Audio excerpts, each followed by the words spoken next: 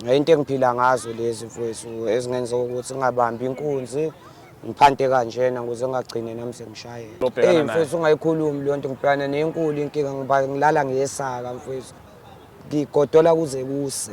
Uma udla kulezi lezidlayo ugcina ube nesandla ekhaya yabo leyo. Bafu uyaphila? Ngiyaphila mfowethu. Nazo umfoka bani lo? Ngolungelo mina mfowethu ngagumede mfowethu. Oh phakathi wayo? Mfowethu. Kuphi nendawo? Le Mzinyathi mfowethu. Emzinyathi. Mfowethu. So mfowethu ngikubona uyaphandla la uphethe ama-handset mfowethu. Yeah, uhlezi uphanda khona la. La into engiphanda ngazo lezi mfowethu. Aqala kumalini mhlawumbe ama-price akhona? Lawa washa u-30 rand lawa amakhebula awahlukene ama-price awo kuya ngokuthi umuntu ufuna ikhebula enjani. Yeah. Into engiphila ngazo lezi mfowethu ezingenza ukuthi ngingabambi inkunzi ngiphante kanjena ukuze ngingagcini nami sengishayela. Yeah.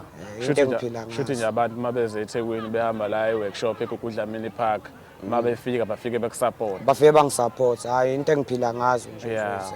Uqale nini ukuhlala la eThekwini? Sengineminyaka mhlambe 15 years. 15 years. Yeah. Ngoba uhlala la eThekwini hayi ukuthi uhlala eMayville kuphi uhlala estradini. Ngihlala estradini. Njengoba kumakhaza kanjena ayikho inkinga enkulu obhekana nayo. Mfowethu ungayikhulumi leyo nto ngibhekana nenkulu inkinga ngilala ngiyesaka mfowethu. Angikutholi ubuthongo ngilala kuze angilali ngigodola kuze kuse.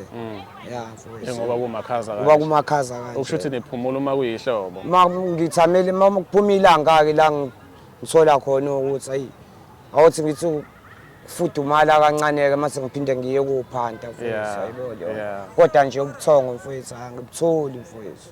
Angibutholi mfowethu ngilala ngesaka. Njengoba suna 15 years uhlala la estradini ekhaya yini ekususa khona? Mfowethu ekhaya mfowethu angifuni uqamba amanga mfowethu ngisuswa izimo mfowethu ezithizo zokuthi yabo ekhaya mfowethu angifuni uqamba amanga mfowethu uma udla kulezi lezidlayo ugcina ube nesandla ekhaya yabo leyo. Egcine sebengakuthandi kodwa ayekho umuntu mfowethu oxoshwe ekhaya mfowethu yabo. Mangifikile mfowethu kuba nalokho yabo leyo nto mfowethu. Sathandi nami mfowethu. Bakhona abafowenu obashiya ekhaya nosisi. Banqwaba bakhona. Bona abayibhemi lezi zinto abayibhemi mina ngedwa nje mfowethu ngiyibhema. Kodwa uyafisa ukubuyela ekhaya? Mfowethu ngiyafisa ukubuyela ekhaya mfowethu. Ngiyafisa. Bakhona abantu abone emakhaya ungangothi uma ufika khona bangafika bathi oh nangu lo sebuyile mhlawumbe bafuna ukukushaya. Mfowethu. Mfowethu. Mhlawumbe ubona ndlelani? Mfowethu uma ngabe ngifika ekhaya ngifika ngiyithunzi mfowethu kuseni fanele ngihambe futhi. Yayibona leyo nto mfowethu. Akumele mina ngoba kuzothiwa awusefikile wish.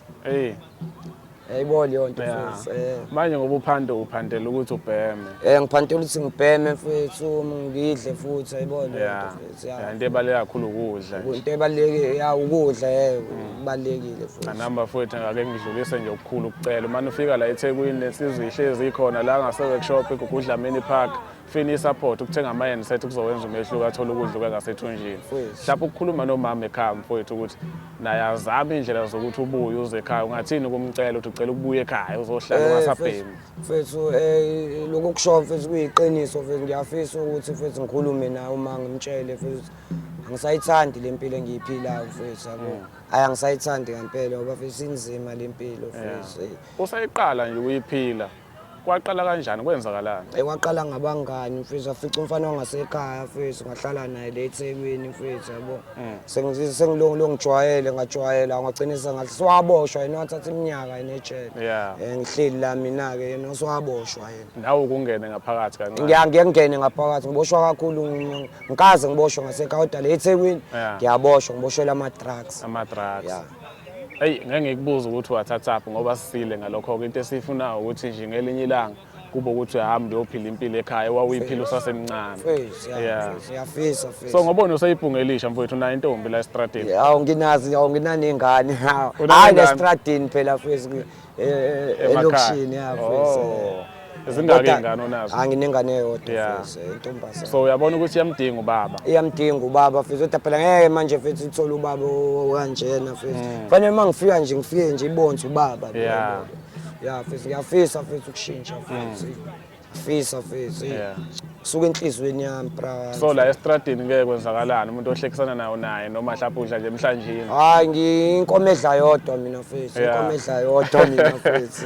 Bacishe baqinisile ukuthi hayi isikhathi esiningi anibi nandaba nalezi zinto. Hayi ngxaba mfethu abi nendaba into abentombazane. Uma ngibhemile nje imashile mfethu. Ndaba umuntu esimama hayi. Mfowethu sabonga kakhulu ngesikhathi sakhe. Mfethu.